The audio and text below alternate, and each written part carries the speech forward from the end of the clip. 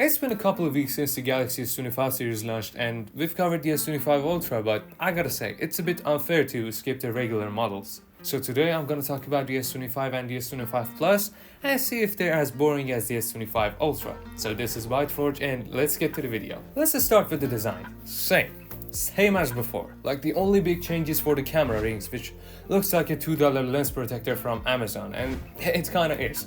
It's held down by adhesive, and as you can see in Zach's video, which is about the S25 Ultra, but it's the same situation for the S25 and the S25 Plus. It's tough, but it comes off with a little bit of prying. Anyways, we also got the same sizes, 6.2 for the regular and 6.7 inches for the Plus. And you can't forget about the weight. It's 4 grams lighter for the S25 and 6 grams for the S25 Plus.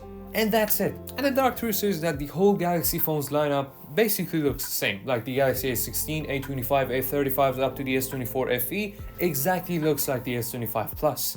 Like for example, take the Galaxy S16 and the S25 Plus and hold them in front of ChatGPT and it can't understand which one's which. Okay, now the material is exactly what you can expect from a flagship smartphone. The frame is matte aluminum and the back is matte, also combined with the nice colors that the S25 series got. And I gotta say that navy color, the dark blue, is my favorite. But overall, yeah, the design package of the S25 is exactly the same as the S24 series, and I don't know what's happening to Samsung, but yeah. Okay, now let's talk about the display. Samsung's a company that makes one of the best displays available for their smartphones, from its low end up to the flagships. But there's one thing that holds them to be 100% perfect, and I'll talk about it. First, let's talk about the changes. Nothing. The display of the S25 and the S25 Plus is basically the same as the S24. Not a single difference. But the bezels are now thinner, which you're not gonna notice it, because it's not that much to notice. It might be a little bit like this amount thinner. Now, these got the same dynamic AMOLED 2X display, which is the same from the S21 up to now. And as for the resolution, the Galaxy S25 got a Full HD display, but the S25 Plus got a Quad HD, something like the S25 Ultra. But it's on Full HD by default because of some battery saving shit. The brightness is quite good. It's at 2600 nits, which is the same as the previous generation also. It's 2650, I guess. Yeah. It's pretty responsive and the refresh rate is obviously at 120Hz, unlike the iPhone 16 and the 16 Plus. And overall, to be honest, the display is quite good. The colors are pretty good, the contrast is infinite since it's an AMOLED display, the brightness is perfect, but that thing that holds it to be the best display is the fact that Samsung is using only an 8-bit display. I mean, I've seen so many mid-range devices from other brands that use 10 or even 12-bit displays, but yet Samsung doesn't use 10-bit even on its flagship smartphones. Now let me be honest with you, if your main reason for upgrade to the S25 and the S25 Plus is display, you'd better stick to your current phone. Now let's talk about the cameras, which is still not a single difference. Samsung must be joking. I mean, I thought it's only Apple that lost its magic. Now it turns out that Samsung is joining them also. We got the same triple camera setup in the back. A 50 megapixel main camera, a 12 megapixel ultra wide and a 10 megapixel 3x telephoto, which was the same from the S22 up to now. The improvements are only for the software and AI, which that AI part is mostly for the S25 Ultra obviously. The pictures are quite good. You can expect that much of an upgrade, but you can take decent ultra-wide photos. Not as good as the S25 Ultra because it has a 50 megapixel shooter, but the pictures are quite good. The main camera photos are also pretty good. It does what you expect from a proper flagship. Now when it comes to the zooms, the best photos that you can take are up to 5 times. More than that, you lose the resolution, the detail, the colors. I know, it's noisy, it's blurry.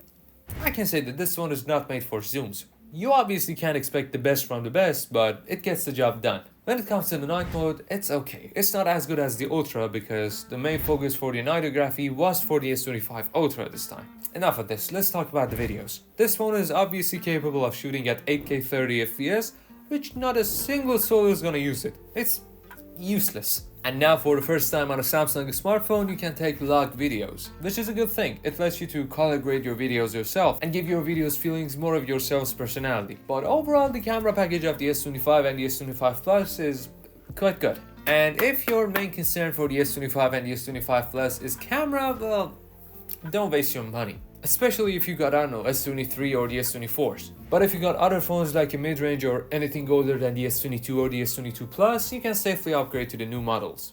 Okay, now let me talk about the batteries. Same. Exactly the same. I don't know what's happening to Samsung's mind, but the S25 and the S25 Plus's battery is exactly the same as the S24 series. Like the improvement might be only an hour for the S25 or something more than an hour for the S25 Plus. But the overall is quite okay. I mean, you shouldn't expect all-day battery life from the S25 Plus, because although it has a 4900 mAh battery, which is only 100 mAh less than the S25 Ultra, it's way worse than the Ultra. And I don't know what's the cause of this to happen. I mean, we got the same processor, same software, sort of same camera, and sort of same specs, but you can still rely on the S25 Plus for a full day of usage. For example, playing the Call of Duty mobile for like an hour drains around 14 or 15% of your battery, which is not good. But when it comes to the charging, the S25 supports up to 25 watts and the S25 Plus supports up to 45 watts. So you should wait for like an hour for your phone to charge from 10 to 100%. But overall, the battery package of the S25 and the S25 Plus is quite okay. We are still not at the point to say that these phones got the best batteries in this price range, which is a disappointment because these phones are close to $1,000.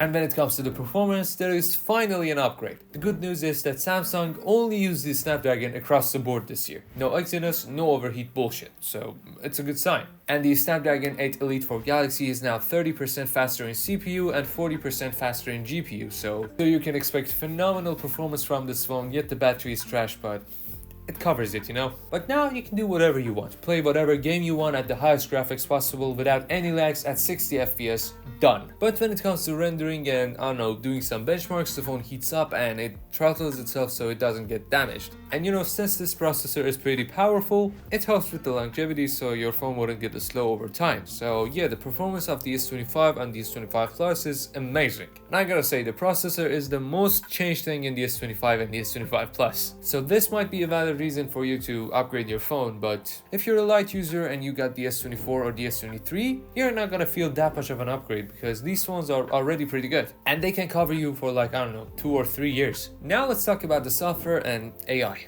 Software and mostly the AI was the only important thing that Samsung talked in the Galaxy Unpacked. We got the One UI 7 with tons of AI based on the Android 15. So you got better customization, better looks, we got new animations which are smoother, we got new icon packs, and now the control center is totally different. And I gotta say, the One UI 7 is one of the best user experiences that you can get from a flagship Android smartphone. With the combination of the Snapdragon 8 Elite, and apart from the experience of the software, you get the same 7 years of OS support just like the previous generation. And I gotta say, for the software and the performance, Samsung gets a thumbs up or even 2 thumbs up from me. And that's it. I talked about every aspect of the S25 and the S25 Plus, or what's worth to talk about. And I hope you got the answer of your question that whether you should upgrade or even buying the S25 and the S25 Plus. And if you did, please consider subscribing to the channel and ring the bell so you wouldn't miss the new videos. And don't forget to like and drop your nice comments and I will answer to all of them. This is Whiteforge and see you in the next one.